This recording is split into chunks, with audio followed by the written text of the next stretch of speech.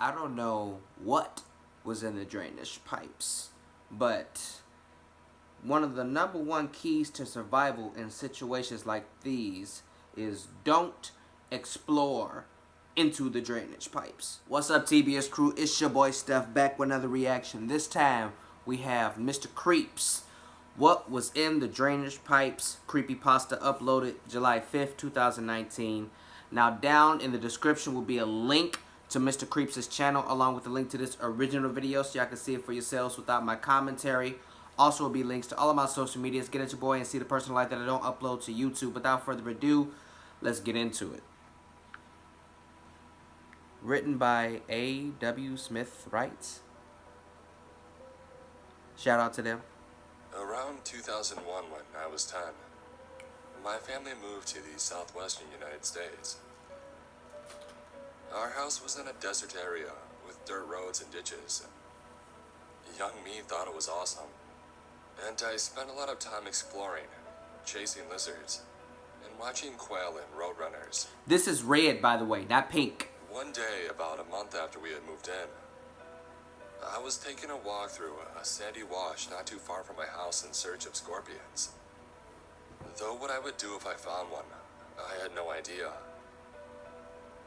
As I rounded a corner, I spotted something behind some lone tumbleweeds. Oh boy. A drainage pipe, embedded into a 10-foot wall of dirt that made up the side of the wash.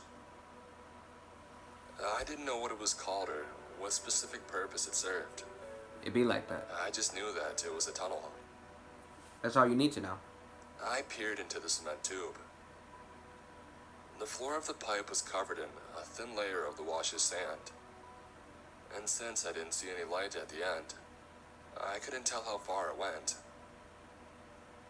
There was no way an adult could fit in there, but it was just perfect for a kid of my size. Like most kids, I was naturally curious, and like most kids, I didn't spend a whole lot of time thinking about what were and weren't good ideas. I just wanted to explore this new world. You're one of them. So, I ran home. I grabbed my dad's headlamp from a drawer and I took my old skateboard from the garage. This is not gonna end good. I decided that it would be easier to roll on my stomach than crawl. It'll be easier not to go in. I didn't bother telling my parents what I was about to do. I bet. Not because I thought they would say no, but because I just didn't consider it important enough to ask about. Yeah, alright. Like I said, not too much time considering good and bad ideas. Kevin, my 8-year-old brother, was looking over his Pokemon cards when he saw me about to leave the house. Of course, he wanted to come, and I explained my plan as we headed back out to the wash. When we arrived at the pipe, I told him that he would have to come in with me, but I explained that there was only one skateboard, so he would have to crawl, and there was only one headlamp. That's nasty. So the narrow tunnel might be dark behind me. Kevin wasn't on board with either of those things. So, I strapped on my headlamp, laid stomach first onto the skateboard, and I entered the pipe alone as Kevin waited outside. As soon as I got in, I was immediately enthralled. I loved the idea that for 10 feet above me, there was nothing but solid dirt, and that I was traveling underneath it like a mole. The pipe was too thin to look backwards comfortably, but with a little effort, I could have turned around any time that I wanted. Who does stuff like this? What do you see? Called Kevin. I like that His echo voice effect. echoing. I shouted the details to him. My headlamp lit up a spiderweb here and there, and the skateboard's wheels crunched over the sand that covered the bottom of the pipe, which I'm sure wasn't good for them. As I went deeper, Kevin complained that he couldn't hear me. He finally yelled that he was bored, and that he was going to go back home. I yelled back a nonchalant, "Okay." I kept rolling farther into the pipe. Eventually, it curved. When I strained to look back, the light of the exit was completely hidden. The spiderweb soon stopped. Maybe the bugs that the spiders ate didn't bother going this deep, so neither did the spiders. The sand below my wheels started to become grainier, which started making the trip bumpier.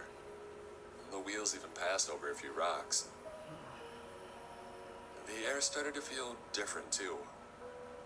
My month in the desert had accustomed me to dry heat, empty but hot. But there was a palpable weight to the cool air this far in. It was only about 20 feet after I rounded the curve when I started to hear a shuffling behind me. I almost started to panic. You should. It's me, came Kevin's voice. Are you sure? I berated him for startling me. But I have to admit to myself that I was impressed that he had followed me in. I tried turning to greet him, but he complained about the light shining in his eyes, so I didn't bother with the effort. We continued the journey. In my mind, we were two intrepid brother explorers, discovering the man-made bowels of the earth. Yeah, alright. After a few minutes, the layer of sand completely disappeared, You a fool. leaving only the bare concrete pipe beneath us. He is too. The air felt almost damp. What's that? Said Kevin. I like that echo I effect. looked up, aiming my headlamp. It was the opening to a smaller, narrower tunnel. We approached it. It appeared to intersect the tunnel we were exploring at a 90-degree angle, and it was higher up. I had to stand on my knees in order to look into it. We should go in there, said Kevin from behind me. Says who? See what's at the end. No, don't do that. What? You're like Indiana Jones suddenly. I teased. You didn't even want to come in. It looks neat, he said simply. And it's really small. I countered. We'll fit. Kevin insisted. Why is his voice echoing but yours I isn't? considered this smaller pipe again. It would be a pretty tight squeeze. That's what she Enough said. that I would have to abandon my skateboard in order to fit. And my shoulders would probably scrape against the edges. His voice is echoing, But yes, theoretically, but yours not. I could fit in there and pull myself through. Are you sure that's Kevin? The kids at school said that it was really neat. Kevin continued. What? They've been down here? I said incredulously. Yup. Liar. What's with you? I just think you should get into that tunnel, said Kevin. I bet it's really neat in there. That's not Kevin. What do you mean, I? You said that we both should explore it. That's what I meant, he said. I was about to say something else, but he cut me off. I'll give you something, he said. Like what? Whatever you want. What? How about your holographic Blastoise? I pushed. There's no way he was going to give up his favorite Pokemon card. Okay. Really? Blastoise. After you get into the tunnel, he said. I peered back into the thin pipe. The headlamp only illuminated so much. That's not Kevin, Farther fam. down, it was just a pitch black tunnel. That's not Kevin, bro. I can't see anything, That's not your brother. I said. Turn off your light, No. What? said Kevin's voice. That's stupid. I pressed the button on my headlamp. It was immediately swallowed by complete, absolute darkness. And you actually did it. The kind where you can't even see your hand in front of your face. Stupid motherfucker. I had never experienced it before. It was unsettling. Slowly, I looked to where I knew the narrow pipe was. I still couldn't see anything. Wait, no. There was something. I squinted. In the distant darkness of the narrow pipe, I could make something out. It was dim, but it looked like a light at the end of the tunnel. Only it didn't look like a regular light. It was red, and it gave me an immensely bad feeling. I don't want to get in there, I said.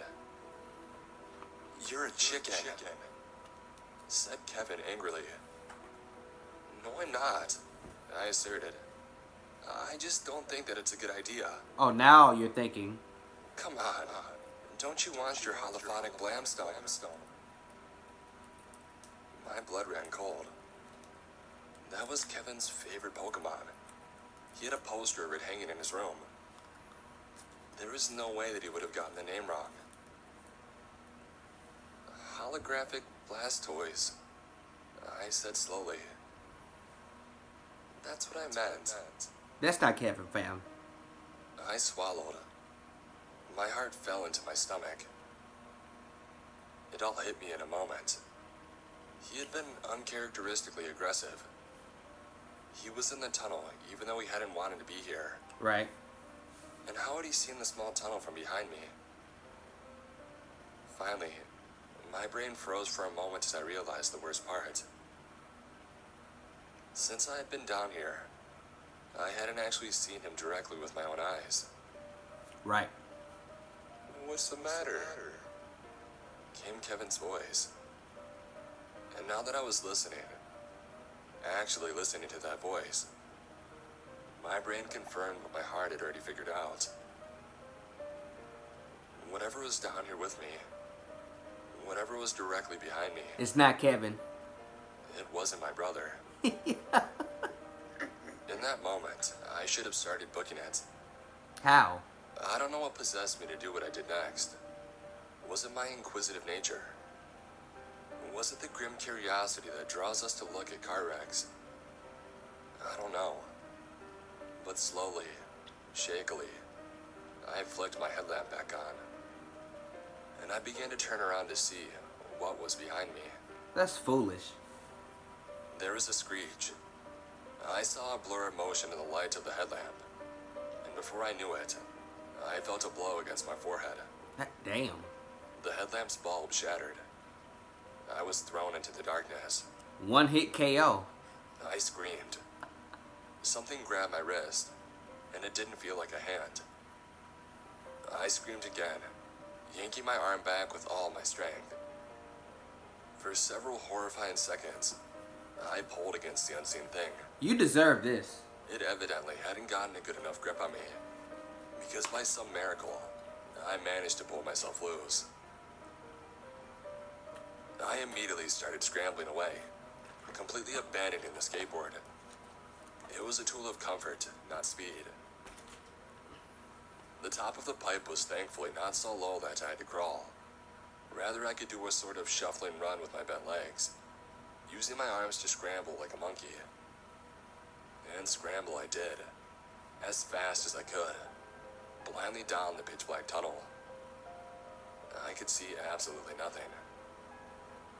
Get back here! See. Came the shrill scream of my brother's voice behind me as I fled. But what was actually doing the screaming? I had no idea. Skinwalker? From Wendigo? behind me came the sounds of whatever it was pursuing me. Limbs or tendrils or tentacles. I couldn't tell.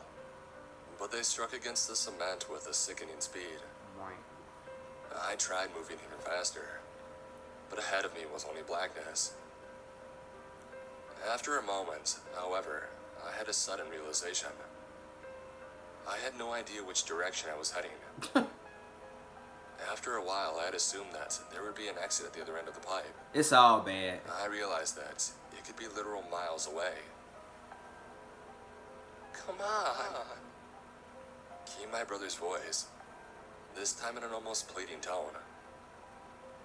Come back! We'll go into the tunnel together. It'll be fun. Onward I scrambled. I could feel my knuckles getting banged up against the concrete of the pipe, and I could even feel blood trickling down my fingers. But I kept going. Come back! Come back! I rounded the corner, and there it was. He's so I aggressive. could see the light of the outside. The exit. I didn't know what store of energy I had managed to tap, but I started shuffling even faster. I picked the right direction. I could see the sandy wash and the familiar tumbleweeds. No, came the shrill voice. I'm your brother. Don't leave me alone in this tunnel. Don't you love me? No. Something grazed against my legs, but I kept hustling towards the light. I have no brother. Would I actually be safe once I was out of the tunnel? I had no idea, but I had to keep going. The circular exit grew larger and larger. Come back! The voice screeched. I tripped as I flew out of the tunnel and into the wash. Sand went everywhere, but in a moment I was on my feet. The bright light was almost blinding, but I began sprinting. My stomach sank. Kevin was nowhere to be seen. I bet. What had happened to my real brother? Back at the Had house? the thing gotten him? As I sprinted away from the drainage pipe, I stole a glance over my shoulder. But I was alone in the wash. No creature to be seen. Not that that slowed me down much. I bet. I sprinted through the sandy wash as fast as the loose ground would allow. My shoes soon filled up with the sand, and I kicked them off and I ran in just my socks all the way home. Somewhere in my brain, I realized that I might have to explain to my parents that my brother could be dead, and that it was my fault. From what, though? And yeah, it is. When I finally got to my house, He was I at the threw house. open the door and I slammed it behind me. I was so out of breath that I could taste blood in my mouth. He's at the house. Panting, I guarantee it. I made my way to the family room. And there was Kevin. There you go. He was sitting on the couch, happily looking over his Pokemon cards as he watched a Disney movie.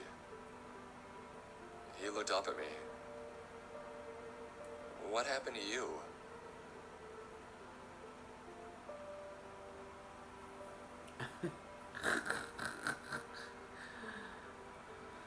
Oh, man. See, the way that the story was starting to go, I was like, okay. His brother, he's either going to physically run into his brother while running away from this drainage pipe tunnel, or the brother's going to be at the house, which he was at the house. I have never heard this exact story, but stories like it where that was the conclusion to it. So, I kind of picked up on it. And hell, I've been peeping these horror stories for some time now, so I kind of have certain instincts on how certain videos and certain stories are going to end. What is y'all teaching y'all kids, man?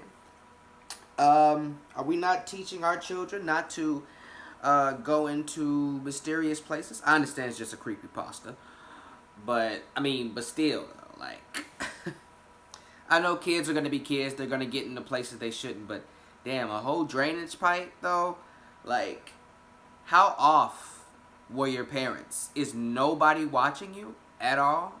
Like, you were bullshitting. You almost got. And low-key, I kind of wanted you to. Thank you so much, guys, for watching my video. If you enjoyed the reaction, leave a like, a comment, and share the video.